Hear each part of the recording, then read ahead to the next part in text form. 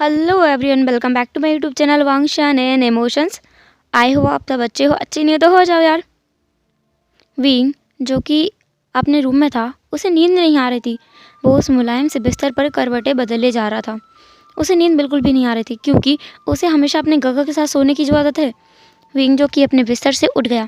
उसने खुद से कहा, विंग तुम कितने ज़्यादा पागल हो, तुम बच्चे नहीं हो। अब गगा की शादी भी होगी, फिर थोड़ी वो मेरे साथ सोएंगे। फिर भी देखो मैं कैसा इंसान हूँ, मुझे उनके बिना नींद ही नहीं आती है। विंग अपने बालों को पकड़कर खींच रहा था। विंग जिसने खुद से कहा कि चलो उन्हें ढूंढते हैं, ढूंढना तो पड़ेगा वरना नींद कैसे आएगी। जब शादी होगी तब देखा जाएगा। विंग अपनी जगह से उठ गया। वो अपने कमरे से बाहर निकल आया। बाहर चांद की रोशनी चारों तरफ बिखरी हुई थी। आज फुल मून की नाइट थी। विंग जो कि अपने गगा का ना कमरा ढूंढ रहा था, उसे नहीं पता है कि उसके गगा का कमरा कहाँ है।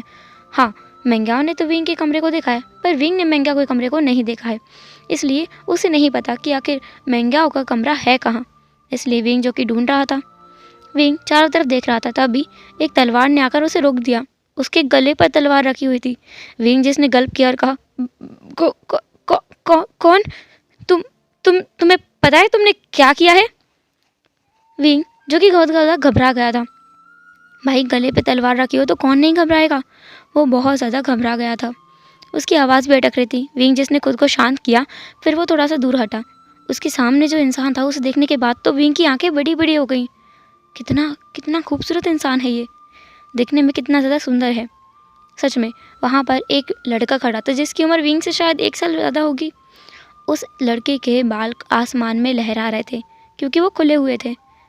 सर पर एक सिल्वर जेड लगा हुआ था, माथे पर फोरहेड रिबन, उसकी बड़ी बड़ी वो आई लैशेस, उसकी वो आँखें, उसकी वो गोल्डन आईज, उसकी वो परफेक्ट नोज़, उसकी वो परफेक्ट जो लाइंस, उसकी स्किन का वो कलर। और विंग की नज़र आके ठहर गई उस इंसान के लिप्स पर जो कि चेरी रेड थे। ओह माय गॉड, विंग की धड़कनें 120 की स्पीड से भाग रही थी। उसे एहसास ही नहीं हो रहा था कि ये क्या है, ये कौन सी फीलिंग है।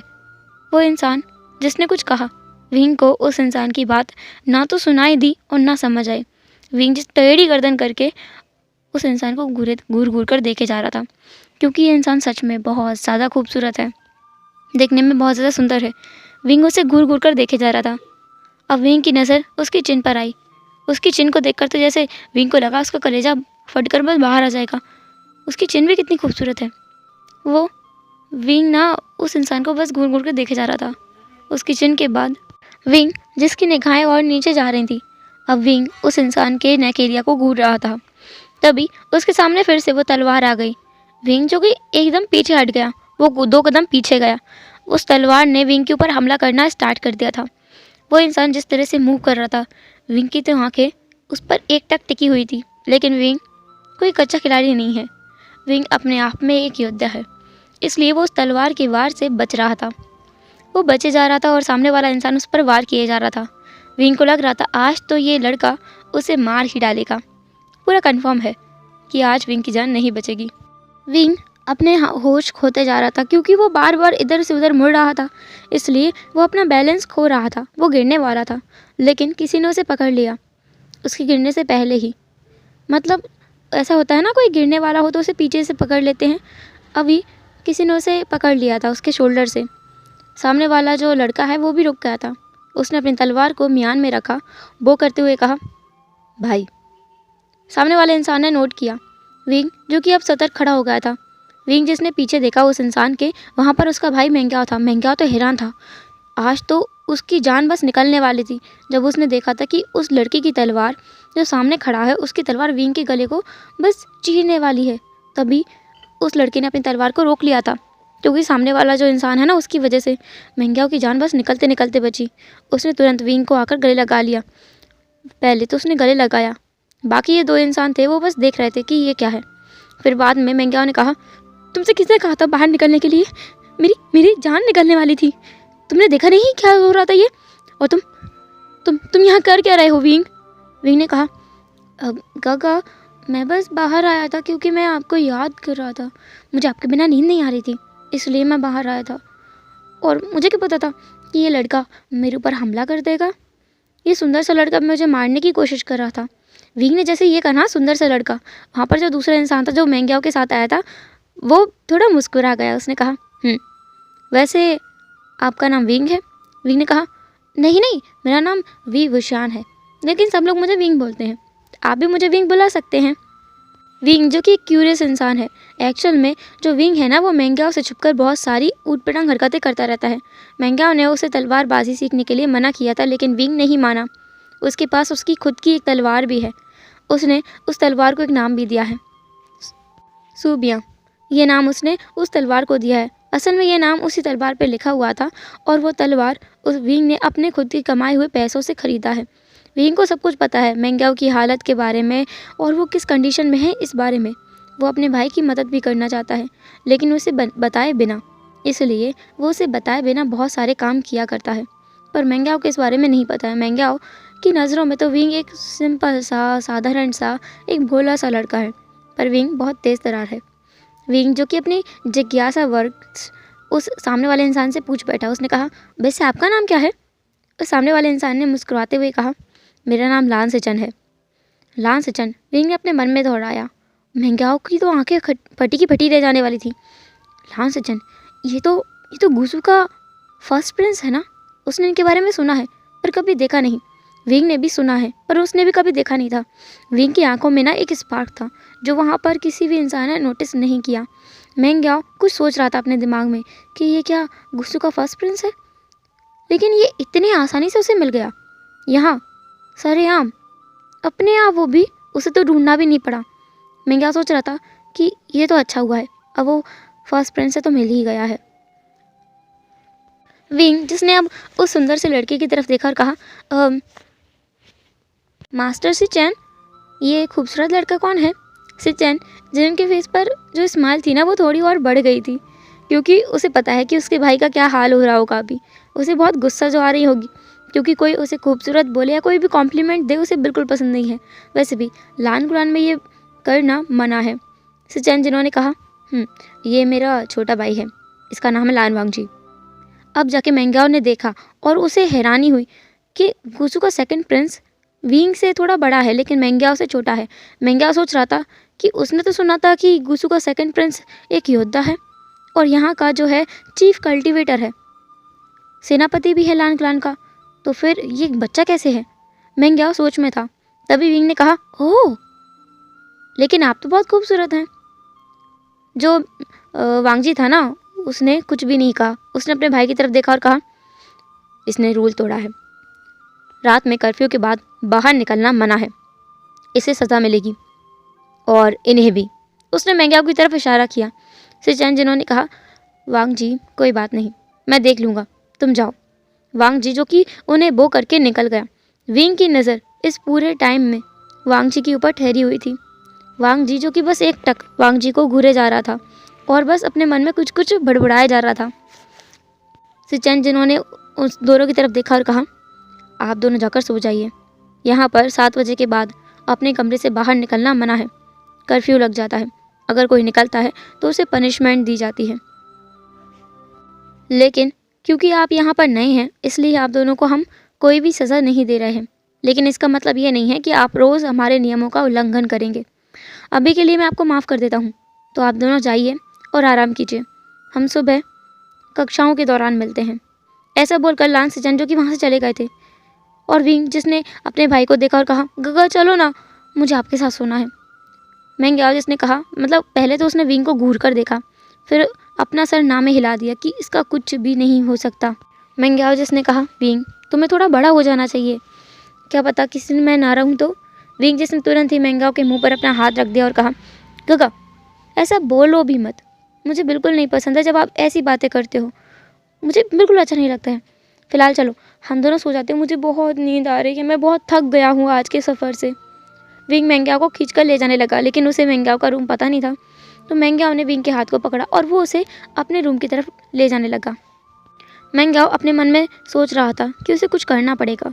उसके पास बस 2 दिन है, 2 दिन बाद उसे वापस जाना होगा नी क्लान में, क्योंकि नी मिंगजो ने उससे यही कहा था कि 2 दिन ही वो लान क्लान में रुक सकता है। उसे 2 दिन के अंदर अंदर ही कुछ ना कुछ करना पड़ेगा। अब रूम में जहाँ पर मैंग्याओ और विंग दोनों बिस्तर में थे। बेड के ऊपर विंग जो कि सो गया था अपने फेस को कवर करके ब्लैंकेट से, लेकिन मैंग्याओ अभी भी जागा हुआ था। वो कुछ सोच रहा था कि उसे कुछ तो करना पड़ेगा किसी न किसी तरह से। वो अपने दिमाग पर जोर डाले जा रहा था। फिर उसने खुद से कहा कि वो सोचेगा, लेकिन अपनी हेल्थ को ख़राब करके नहीं, इससे उसका नुकसान होगा। तो मैंग्याओ खुद भी लेट गया। उसने विंग को बैक साइड से हग कर लिया, विंग को अपनी तरफ मोड़ा, उसके फोrehead पर किस किया और कहा, मेरा प्यारा भाई, तुम चिंता मत करो, मैं तुम्हें कुछ नहीं होने दूंगा। उसने धीरे से विंग के गालों को सहलाया और वो वहीं पर सो गया। वो अपने छोटे भाई से बहुत ज़्यादा प्यार करता है और उसके लिए कुछ भी करेगा, ये मैंग्याओ ने अपने मन में कहा। अब टाइम स्किप करके हम डायरेक्ट मॉर्निंग का देखते हैं। मॉर्निंग में सब लोग नहा धोकर के क्लासेस के लिए तैयार होकर आ गए थे। उसमें विंग भी एक था। विंग को मैंग्याओ ने जल्दी उठाकर अच्छे से तैयार करके क्लासेस में भेज दिया था। मैंग्याओ खुद क्लासेस अटेंड नहीं कर सकता है, उसे इस बात की परमिशन नहीं है, लेकिन इस बात की परमिशन विंग को है। नायमुंगजे ने खुद जो कहा था, इसलिए विंग नाई हुसैन के पास बैठा हुआ था। नाई हुसैन जिसने कल सफ़र से आते हुए एक चिड़िया को पकड़ा था, वो उसे अपने साथ लेकर आया था क्लास में। विंग बोल रहा था, हुसैन कहीं ऐसा ना हो मास्टर लान तुम्हें पकड़े और इस पिंजरे की जगह तुम्हें बड़े बड़े पिंजरे में बंद कर दे। नी हुसैन जिसने कहा, भाई वी तुम चुप करा करो, पता नहीं क्या बोलते रहते हो। वैसे मुझे पता है मास्टर लान मुझे कुछ नहीं कर सकते, क्योंकि ब्रदर मैंग्याओ यहाँ हैं। वी ने कहा, हाँ मेरा भाई कुछ नहीं कर सकता है, तुम्हें पता है ना, कोई शैतानी करने पर वो ज़रूर पनिश करता है, वो पनिशमेंट से दूर भी नहीं भागता है, तुम्हें पता है ना ये बात। नी हुसैन ने कहा, हाँ ये तो है, पर वो मेरे भाई से तो ज़्यादा अच्छे हैं। कभी कभी मैं सोचता हूँ ना, काश कि मैंग्याओ मेरा भाई होता तुम्हारी जगह, मुझे तुमसे जलन होने लगती है कभी कभी। विंग हंस पड़ा। वहाँ उस क्लास में और भी सेक्स के बच्चे आए हुए थे, जिनमें जियांग सेक्ट, जिन सेक्ट, शू सेक्ट और भी कई सारे सेक्ट्स से वहाँ पर लोग मौजूद थे, बस वैन सेक्ट को छोड़कर। कुछ टाइम बाद वहाँ पर मास्टर लान कुरन वो आ गए थे। विंग ने उन्हें देखा और कहा, हो नी एक बात बताओ, ये कुछ ज़्यादा ही बूढ़े नहीं दिखते हैं। नी हुसैन जिसने कहा, तुम चुप करो विंग, हम दोनों पिटेंगे, वरना तुम्हें पता नहीं है यहाँ पर कुसर पुसर बात करके बात करना, मतलब क्लास में बात करना मना है। विंग ने कहा, हो तुम्हें कैसे पता। नी हुसैन जिसने कहा, अरे यार तुम भी ना, तुम शायद चीज़ों पे गौर नहीं करते हो। कल हम आ रहे थे, तुमने देखा था वो एक पत्थर की दीवार थी जिस पर 3000 से भी ज़्यादा नियम लिखे हुए हैं। यहाँ के लोग वो सारे नियम मानते भी हैं। विंग जिसने कहा, ओह गॉड, मैं तो कभी नहीं मान सकता, 3000 नियम मेरे बस की बात नहीं है, सच में मैं इन नियमों को नहीं मानूंगा। नी हुसैन ने कहा, मेरा भाई उठा के फेंक देगा तुम्हें। विंग जिसने कहा, तुम्हारे भाई से मैं डरता भी नहीं हूँ, लेकिन मैं मेरे भाई से बहुत डरता हूँ, मेरा भाई ज़रूर मुझे पनिश करेगा। चलो खैर अभी सामने देखते हैं क्या हो रहा है। देखो देखो वहाँ पर जिन क्लान का जो राजकुमार है, जिन जिशुआन, वो और उसकी बहन जिन म्या म्या, वो दोनों वहाँ थे और वो कुछ तोहफा गिफ्ट कर रहे थे लान कुरैन को। लान कुरैन के एक डिसिपल ने वो आकर तोहफा एक्सेप्ट किया। फिर बाद में अपनी क्लान की बारी आ गई थी। विंग जो देख रहा था आसपास, उसका भाई तो कहीं नहीं दिख रहा है, कहाँ गया। तभी उसका भाई वहाँ आ गया। मैंग्याओ अपने हाथ में एक काफ़ी बड़ा टाइप का बक्सा लेके आया था, जिसे ऊपर से खोला जाता है। वो वहाँ आया, उसने लान कुरैन के सामने बो करते हुए कहा, माफ़ कीजिएगा मास्टर लान, मुझे आने में थोड़ी देर हो गई। उसके पीछे जाकर विंग और जो मैंग्याओ है ना, वो दोनों भी खड़े हो गए थे। मैंग्याओ जिसने बो करते हुए कहा, मैं मैंग्याओ हूँ, नी क्लान से, नी सेक्ट से, सेक्ट लीडर नी के भाई नी हुसैन और वी वुशान, उनके दोस्त, दोनों यहाँ पर शिक्षा लेने के लिए आए हैं। मैं नाई क्लान की तरफ से आपके लिए तोहफा लेकर आया हूँ। उसने उस तोहफे को आगे कर दिया। वहाँ पर लान सेचन आगे आए। उन्होंने उस तोहफे को खोला तो वहाँ पर चीनी मिट्टी का बहुत प्यारा सा एक चाय का केटली टाइप में था, जो कि बहुत ज़्यादा खूबसूरत था। उस पर बेहतरीन कारीगरी की गई थी। वैसे तो लान सेट किसी भी महंगे तोहफे को एक्सेप्ट नहीं करता, लेकिन ये नी क्लान लीडर ने भेजा है तो वो इसे रिजेक्ट भी नहीं कर सकते हैं। इसलिए सेचन जिन्होंने उस बॉक्स को लिया, लेकिन इस लेते हुए उनका हाथ गलती से जो मैंग्याओ है उसके हाथ से टच हो गया। मैंग्याओ जो कि हैरान हो गया था, उसने अपनी धीरे से आंखें उठा करके लान सेचन की तरफ देखा। सेचन जो कि उस तोहफे को देख रहे थे, ना कि मैंग्याओ को। दूसरा विंग जिसने ये नज़ारा देखा तो वो ना एक क्रीपी सी स्माइल कर रहा था। नी हुसैन जो उसके पास में था उसने धीरे से कहा, क्या हुआ है तुम्हें? विंग जिसने कहा, कुछ नहीं। वो बस सामने देख रहा था। अब वो लोग अपनी जगह से हट गए। मेंग्याओ वहाँ से अब चला गया था क्योंकि अब उसका कोई काम ही नहीं था। लेकिन वहाँ पर अब जो जियांग सेक्ट है वहाँ से जो जियांग चेंग है वो आगे आकर के अपना इंट्रो दे रहा था। तभी वहाँ पर वैन सेक्ट के लोग आ गए। उन्होंने जियांग चेंग को डिस्टर्ब कर दिया। उसका तोहफा देने से पहले ही वैन सेक्ट से वैन चाओ उसकी कज़न सिस्टर वैन चिंग और वैन निंग को छोड़ने के लिए आया था लान सेक्ट में शिक्षा के लिए। विंग जो कि देख रहा था कि कैसे उस लड़के को जो कि अपना इंट्रोडक्शन दे रहा था उसे डिस्टर्ब कर दिया गया। अभी यहाँ पर मेंग्याओ नहीं था तो विंग ने सोचा कि उसे आवाज़ उठानी चाहिए। वो आगे बढ़ने ही वाला था लेकिन नी हुसैन ने उसे पकड़ लिया। उससे कहा, तुम अपनी टांग मत अड़ाओ किसी के मामले में। तुम्हें बोलने की ज़रूरत नहीं है विंग। तुम क्यों हर किसी की मदद करने के चक्कर में खुद पर मुसीबत लाना चाहते हो? विंग ने कहा। पर वो नी ने कहा, तुम्हारा भाई यहाँ नहीं है तो इसका फ़ायदा मत उठाओ, खड़े रहो। नी हुसैन जो कि एक समझदार इंसान है उसने विंग को रोक लिया था क्योंकि वह जानता है अगर विंग अभी कुछ करेगा तो इसकी सीधी सीधी बात एक तो निकलान पर आएगी, दूसरा विंग और उसके भाई पर एक बोझ की तरह उन पर चुपती रहेगी। इसलिए उसने समझदारी दिखाते हुए विंग को रोक लिया। बाद में जो वैनचाओ है वहाँ से चला गया और जियांग क्लान के जो लोग थे उन्होंने अपना इंट्रो दिया, अपना गिफ्ट भी दिया। बाद में सारी क्लासेस स्टार्ट हो गई। लान कुरैन जो कि पढ़ा रहा था लेकिन विंग का ध्यान क्लास में तो बिल्कुल नहीं था। उसका ध्यान था तो लान वांगजी के ऊपर जो कि अकड़ू खड़ूस फेस पोकर फेस वाला इंसान है जो कि लगभग उससे 2 सीट दूर बैठा हुआ था। विंग बस उसे घूरे जा रहा था, उसे इशारा करने की कोशिश कर रहा था लेकिन लान वांगजी ने उसकी तरफ एक बार भी नहीं देखा। विंग इस बात से हार मानने वालों में से है नहीं। वो कोशिश जारी करके अपना लगा हुआ था लेकिन वांगजी उसकी तरफ बिल्कुल भी ध्यान नहीं दे रहा था। विंग का ध्यान सिर्फ वांगजी पर था, इस बात से बेखबर होकर कि कोई उसे खुद घूरे जा रहा है। वो एक लड़की थी जो कि वैन क्लान से है, वैन किंग, जो विंग को एक टक बस घूरे जा रही थी। इस बात को नी हुसैन ने बखूबी नोटिस किया। उसे डर लग रहा था थोड़ा सा क्योंकि वैन क्लान वाले लोग अच्छे नहीं हैं, पर अभी वो कुछ कर भी नहीं सकता है, इसलिए वो क्लास में बस शांति से बैठा हुआ था। वो बस प्रे कर रहा था कि लान कुरैन उन्हें ना देखे, अगर देख लिया तो उसे पनिशमेंट ज़रूर मिलेगी। उसका डर सही साबित हुआ। लान कुरैन ने विंग को देख लिया। उसने कहा, वी वुशान। विंग उठकर खड़ा हो गया। विंग ने कहा, जी सर। लान कुरैन ने उससे लगभग 10 से 12 क्वेश्चन पूछे जो कि काफ़ी ज़्यादा टफ थे लेकिन विंग को उनका सारा आंसर पता था। इस बात ने सारे लोगों को चकित कर दिया था, एवं लान कुरैन को भी। लान कुरैन ने फिर एक ऐसा क्वेश्चन पूछा जो कि सोच पर डिपेंड करता था, ना कि किताबी ज्ञान पर। विंग ने उसका आंसर भी बिल्कुल करेक्ट दिया। लान कुरैन इस बात से काफ़ी ज़्यादा इम्प्रेस्ड दिखाई दे रहा था कि विंग को सारे आंसर याद हैं। तो लान कुरैन जिसने कहा कि वो क्लास के बाद विंग से मिलेगा, तो विंग क्लास के बाद रुके, जाए नहीं। दूसरी तरफ हम देखते हैं मेंग्याओ जो कि अपनी सारी तैयारी कर रहा था वापस जाने की। उसे अभी तक कोई भी आइडिया अपने दिमाग में नहीं आया था कि वो कैसे अप्रोच करे किसी को।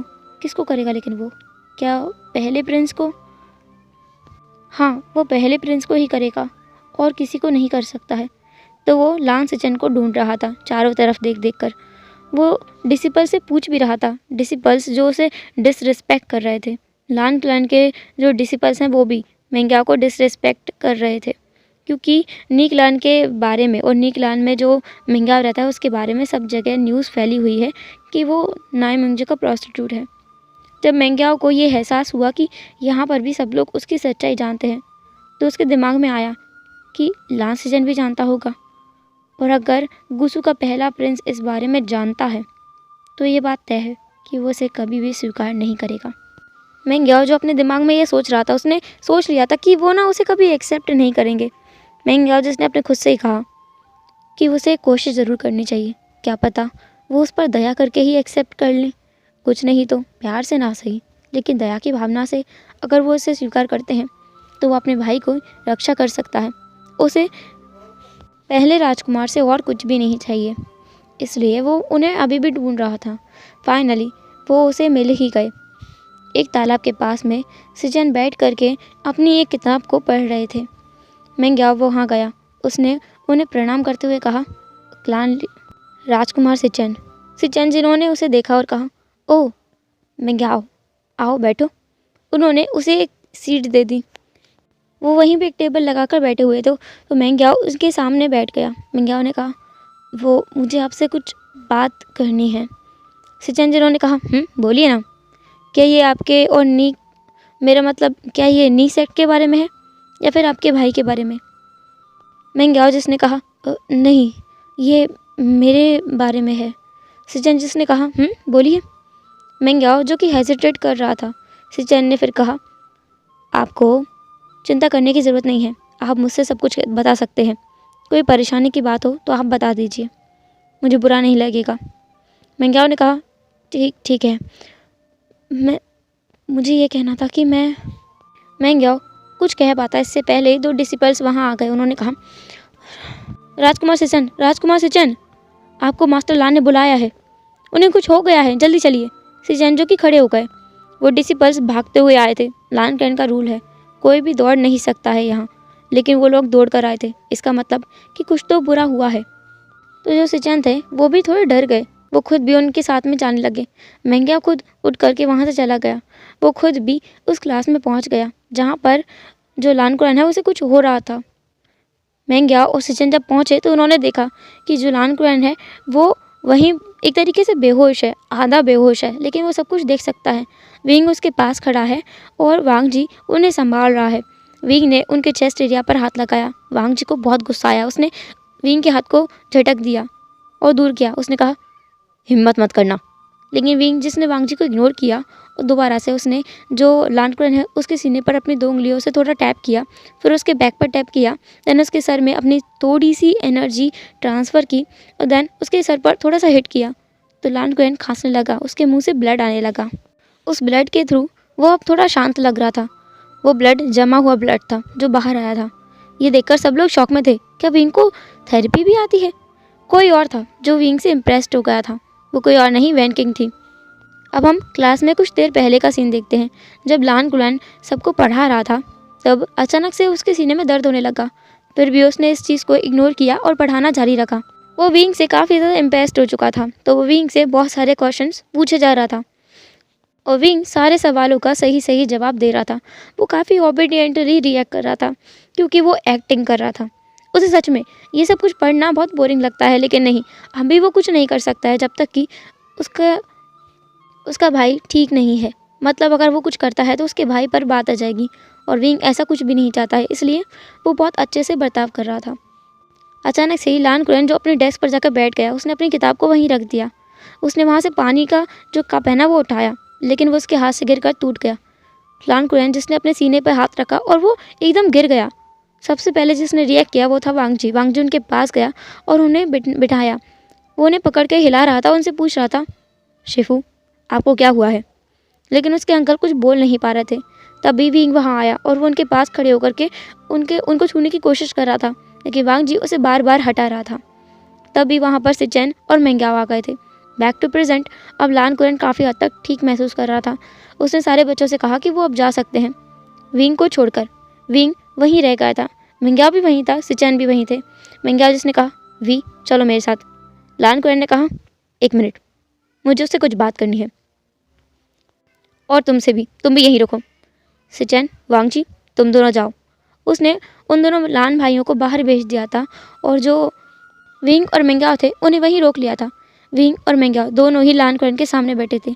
लान कुरैन को अभी के लिए वैद्यशाला जाना चाहिए, वैद्य के पास जाके अपना इलाज करवाना चाहिए, लेकिन वो अभी इन दोनों के पास बैठा है। मैटर कुछ बड़ा है, इसलिए लान कुरैन जिसने मेंग्याओ के सामने अपना सर किया, मतलब उसने उसको देखा और कहा, मैं जो भी पूछूं उसका मुझे सही सही उत्तर देना, कुछ भी छुपाए बगैर। मेंग्याओ ने कहा, जी मास्टर। जो लान कुरैन है उसने कुछ ऐसा पूछा जिसे सुनने के बाद जो मेंग्याओ था ना वो खुद हैरान था। विंग जो था ना वो थोड़ा शर्मिंदा था, मतलब उसने अपना सर झुका लिया था क्योंकि उसे बुरा महसूस हुआ, उसे दुख हुआ है, बहुत ज़्यादा दुख हुआ है, उसे बुरा लग रहा है अभी के लिए। और मेंग्याओ शॉक में था। हेलो एवरीवन, तो कैसे रहा आज का पार्ट? जो भी हो जैसा भी हो कमेंट ज़रूर करना। एक्चुअली गाइस अभी पता नहीं मेरे साथ क्या हो रहा है, मेरी टंग जो है ना वो ट्विस्ट करने में बहुत मिस्टेक कर रही है, तो मैं बोलने में बहुत ज़्यादा मिस्टेक करे जा रही हूँ। मुझे एक्चुअली ठंड लग रही है बहुत ज़्यादा सो इसलिए चलो बाय बाय, फिर मिलेंगे नेक्स्ट एपिसोड में। तब तक के लिए टाटा, बाय बाय, अपना ख्याल रखना।